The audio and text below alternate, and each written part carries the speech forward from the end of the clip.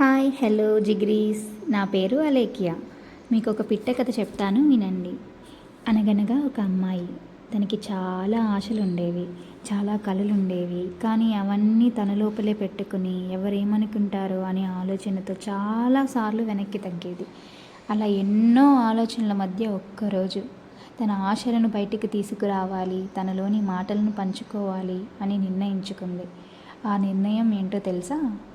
ఇప్పుడు అదే మీతో షేర్ చేసుకోబోతుంది. ఆ అమ్మాయి ఎవరో కాదు, నేనే. అవును, మీరు వింటున్నది చూస్తున్నది నిజమే, అది నేనే.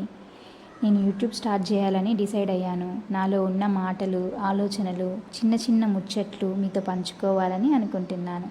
అందుకే అలేఖ్యస్ ముచ్చట్లు అనే ఛానల్ మీ ముందుకు వచ్చింది.